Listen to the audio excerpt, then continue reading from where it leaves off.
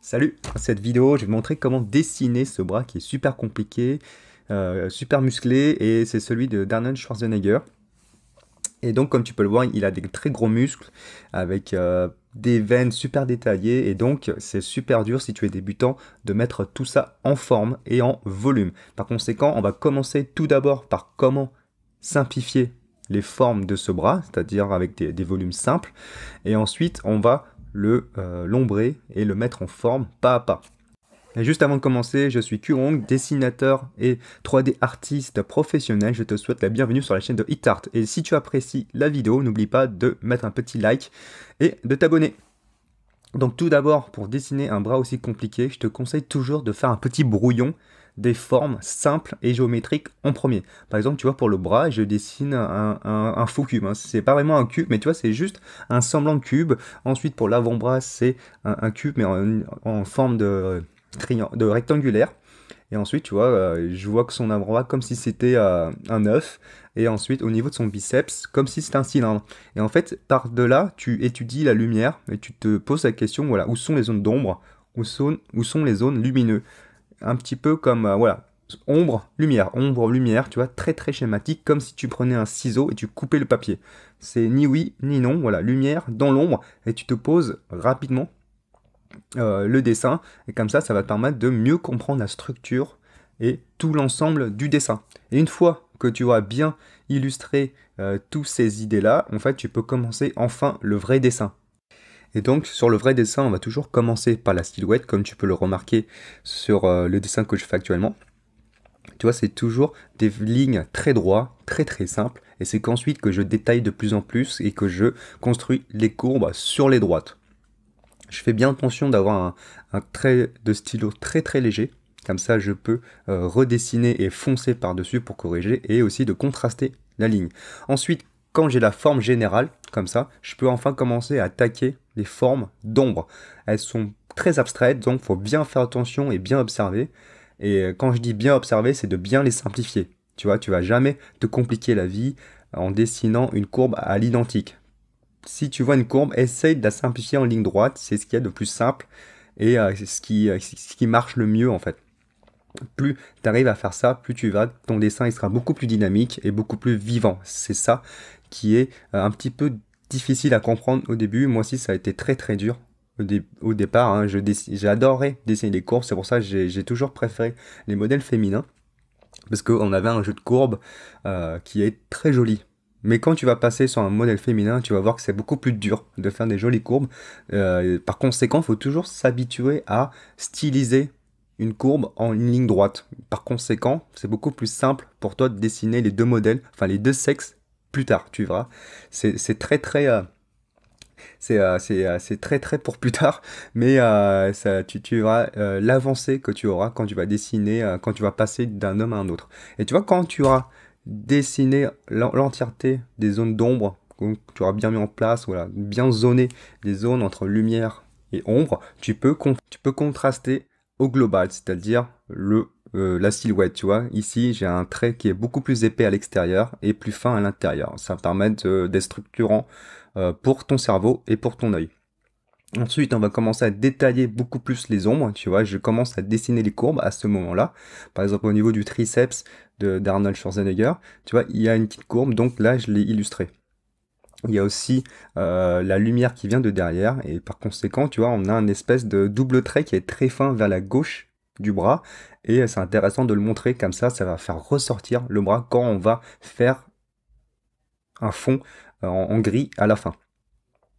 Ensuite, tu vois, je dessine, à ce moment-là, je peux dessiner légèrement les veines parce qu'elles sont quand même épaisses, donc il faut le montrer.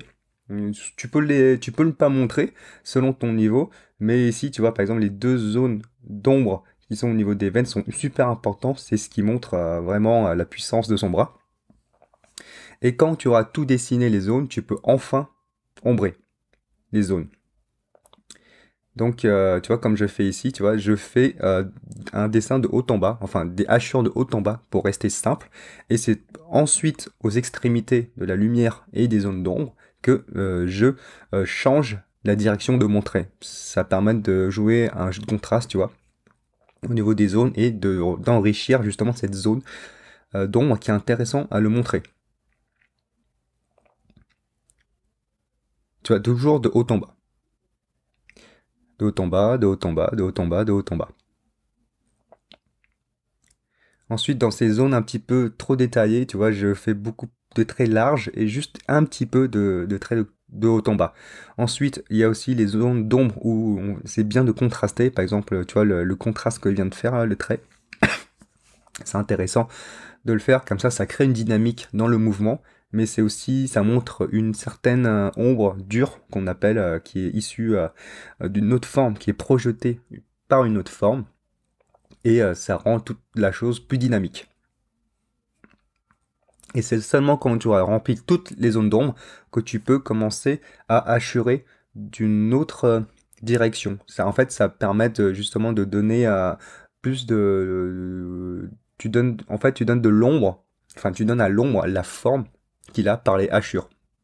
Et tu vas voir, par les hachures, on va pouvoir interpréter la forme et ce qui va donner du volume dans l'ensemble, en plus des ombres. Tu vois, ici, je commence à faire un semblant de dégradé avec des petits coups de hachure qui dépassent les bords des ombres. Et ce qui fait que voilà, on a un effet beaucoup plus dilué, beaucoup plus doux et des transitions beaucoup plus volumineux et qui rentrent bien dans le réalisme. Mais comme tu peux le voir, si tu plies bien les yeux, on y comprend toujours très très bien les formes et ça fait quand même un effet dynamique. Ensuite, je n'ai pas parlé des doigts, mais si tu remarques bien, c'est aussi un exercice excellent pour dessiner les doigts, même si on ne les dessine pas vraiment, mais tu vois, parfois, les doigts, tu peux les cacher et tu peux faire simplement quelques traits pour les représenter. C'est largement suffisant pour que que ça soit compréhensible. Et voilà. Ensuite, maintenant, si tu remarques bien, au niveau du coude, je fonce de plus en plus. Je peux me le permettre parce que en fait, j'aime bien foncer dans cette zone-là pour accentuer justement le bras et donner un effet de contraste beaucoup plus fort. Ensuite, je fais aussi des hachures qui sortent du cadre, ça permet de donner plus de vie et beaucoup plus de mouvement. Voilà. Ensuite, le dessin est pratiquement terminé. Là, j'essaie d'équilibrer les zones d'ombre, j'essaie d'aplatir en fait les zones d'ombre pour donner plus de volume à la lumière, et ce qui fait ressortir beaucoup plus de bras. Et je rajoute quelques petits détails sur le bras. Par exemple, au niveau de la veine, ici, tu vois, j'essaie de l'assombrir un petit peu, détailler un petit peu, voilà, donner quelques éléments pour dire que voilà, c'est un petit peu compliqué dans cette zone-là. Je rentre pas dans les détails, et voilà, je reste un petit peu superflu, et voilà, le dessin marche en tant que tel. Ensuite, pour terminer, pour ressortir encore plus de bras, je vais faire un fond, et en fait, ça va permettre justement de détailler et de mettre beaucoup plus de valeur sur la lumière qui vient de derrière, tu vois, qui tranche bien le bras vers la gauche là, et qui donne la forme du bras.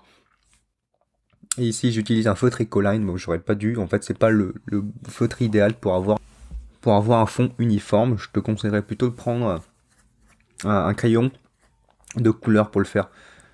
Et aussi, si tu peux aussi mettre du feutre dans les zones d'ombre pour unifier les zones. Bon, c'est un petit plus, mais normalement, juste les hachures, c'est largement suffisant. Mais voilà, d'achurer comme ça va te permettre de rendre les zones un peu plus douces et uniformes. Ensuite, voilà, si tu as apprécié, n'oublie pas de mettre un petit like et de t'abonner.